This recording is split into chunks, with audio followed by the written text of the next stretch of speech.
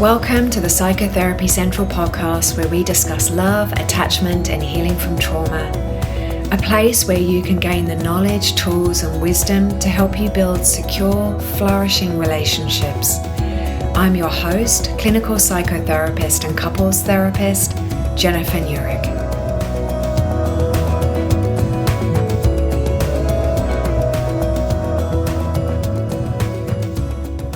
Welcome to Psychotherapy Central. I'm your host, clinical psychotherapist and couple therapist, Jenifer Nurick. So in this episode, we're going to be discussing the lesser known disorganized attachment style. And we'll be looking at some of the patterns of behavior that show up in relationships. So disorganized attachment, in terms of percentage of the population, is around 5%. And around 50% of the population is secure, around 50% of the population is insecure. A key thing to know about disorganized attachment is that it nearly always comes from some kind of childhood trauma. So let's just do a review of what creates this kind of adaptation. And I really encourage everybody to hold in mind as you explore your own attachment style. Maybe you're thinking about your family's attachment style, your partner's attachment style, that you hold in mind that they are adaptations, that they happen developmentally. And so I love to hold what I call a dual awareness of somebody's adult self and also the development and their past experiences that might have led them to be how they are today. So when we have a disorganized attachment style, it's often when the caregiver has been unpredictable and frightening. So when that's the case, the child has this huge inner dilemma. On the one hand, I have to stay close to this person, their caregiver, to get my needs met, to stay alive, for food and for water and for nourishment and attention and all of the things that children need. But sometimes if I get too close, or sometimes even if I'm far away, that caregiver becomes a source of hurt, of even terror. And I like to think about it like you're living in the North Pole and it's freezing cold. And for safety, for warmth, I need to be close to this caregiver. But the caregiver is like a fire. So there's this warmth and safety there. If I stay close, I will stay alive. But if I get too close, or at any moment, it might just suddenly erupt and I might really get hurt. So that's the dilemma that the child is put in.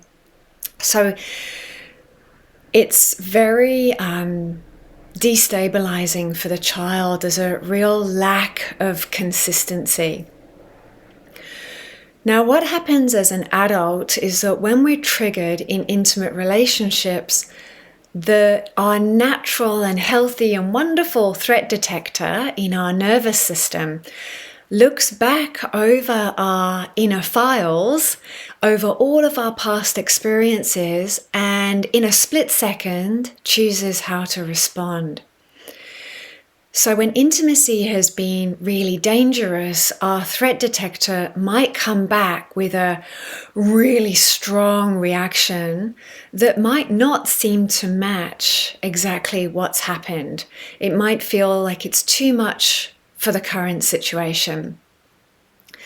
Now, the best way to start to rewire these past files, or parts, as they call it in internal family systems, is with a specialized trauma therapist. And I'll speak more about that and suggest some modalities to work with. Now, let's look at how this shows up in adulthood. So first, when we have the disorganized attachment style, there is a strong drive to be connected. right? And often there might be a very strong pull together. There might be a very strong openness at the beginning and a very strong connection.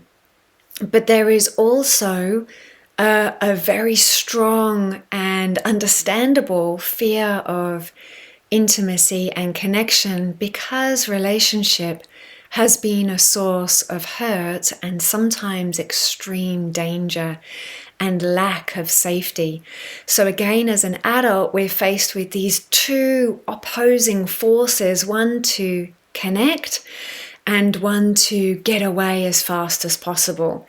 And because they're such extreme forces, often the relationship will feel very extreme and destabilizing and kind of chaotic. Now, the second thing I'd love you to understand around the disorganized attachment system is that self-regulation and self-soothing is often very difficult. And that's because there hasn't been enough of that in childhood. So when there is enough, we will internalize how to calm and regulate ourselves, because we've learned how to do that off of an adult's nervous system. But when we haven't had enough regulated adults around, when they've been dangerous, erratic, inconsistent, then we don't learn how to do that. Now, the third thing I'd love you to know is that naturally, intimacy and trust can be really challenging. There can also be mixed signals that come when we have this attachment style. And there'll be this alternating between a strong desire to connect, to want to be together all of the time, to share everything, and often quite a big rush of endorphins and happy hormones as we move into this intimate relationship. But then also as this closeness comes there, and the triggers that naturally come in an intimate relationship, there can be this equal and opposite pull to move away and to run far away. Okay, so we get these mixed messages in relationship.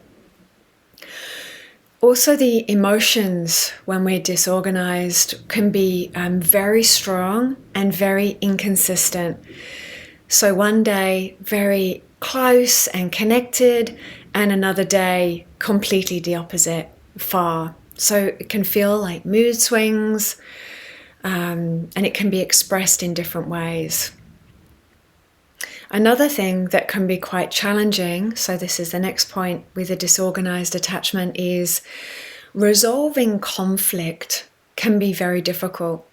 And again, because often it wasn't role modeled in childhood. And so when conflict emerges, that can feel like a life or death situation, where either the wanting to move very close and so abandoning all kinds of boundaries might happen. So just, yep, I'll do whatever you say, I'll do whatever you want to stay close. Or something that might seem quite small, but could be a trigger for the person with the disorganized attachment, might suddenly be leaving the relationship, not just leaving the room or leaving the house, but leaving the relationship. Okay. So one question I get asked a lot about this attachment style is, because a lot of people feel this wanting to be close, but then pulling away hard.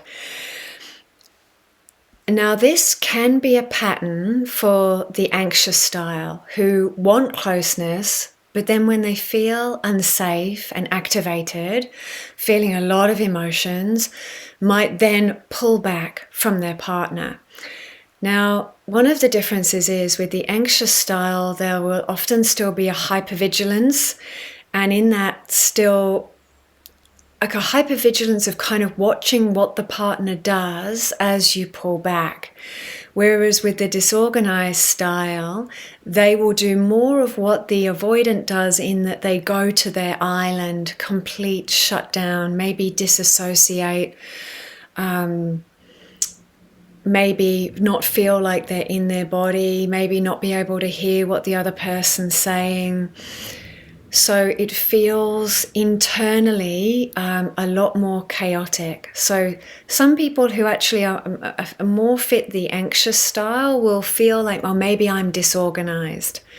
But again, I will say that it's only 5% of the population roughly that are disorganized, and it usually comes with a trauma history. And so in this episode, I'm just going to touch a little bit on trauma. So if you feel like tick, tick, tick, tick, tick, everything Jen's saying here, I feel I resonate with, then I highly recommend that you work with a specialized trauma therapist. I would highly recommend something called EMDR. It's an incredibly effective research-based trauma treatment. Prince Harry's been talking about it, very effective for PTSD. And when we've experienced childhood trauma, it's called CPTSD. Children often have responses that are very similar to veterans. Yep, so it can be a very similar kind of trauma. And EMDR, I've left you a link in the show notes to a great YouTube video explaining what EMDR is and how it works. It's a therapy that's very easy to deliver online. It's something that I'm trained in, that you probably have therapists around you who are trained in it. The next therapy that I highly recommend is IFS therapy, internal family systems. It is a very powerful way of working with the traumatized and hurt parts. So I have an episode explaining IFS called What is IFS Therapy? Internal Family Systems Explained. It's episode number 5. Again, it's something that I'm trained in, and there are people being trained globally at the moment. So have a look around you.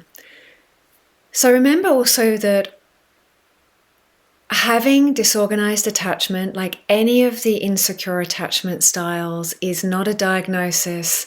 It is not something that you have to live with forever. Okay, these attachment styles are something that you can absolutely work with over time. I've seen thousands and thousands of people in treatment through my courses make huge shift in working with their internal system, in working with self-regulation, and I've seen their lives and their relationships totally transform. So I really want you to hold hope for yourself wherever you are in your healing journey, and with whatever kind of dish you've been served in your childhood, and how the nervous system has integrated and had to cope with that. Because remember that all of our attachment styles are adaptive to the environment that we were in. They are natural, healthy responses to what was happening at the time. It's just that as we become adults, they can sometimes interfere with the intimacy and closeness that we would like to have. So I have a course that's specifically around healing insecure attachment styles, anxious, avoidant, and disorganized. It's called Relationship Cycle Breaker. You can find out a lot more information about that through my website, psychotherapycentral.health. So I hope you found something useful in that episode. In the next episode, I'll be explaining what internal family system therapy is and why it's helpful to build something that I call internal secure attachment. And that's the first part of the work with healing your attachment wounding or attachment style. The first is building that internal secure attachment, and the second part of the work is relational and building up relational skills. And we do that as well in Relationship Cycle Breaker. So if you like what you heard today, please like, subscribe, and share. It really helps to grow the channel.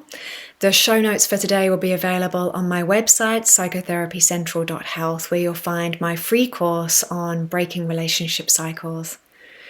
So from my heart, thank you for being here today, and I hope you have a wonderful day ahead. Thank you for joining me on this episode.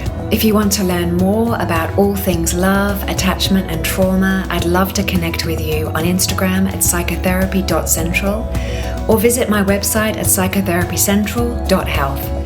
If you enjoyed this episode, I'd greatly appreciate it if you could leave a review and a 5-star rating. Your support means a lot, and I look forward to connecting with you again soon.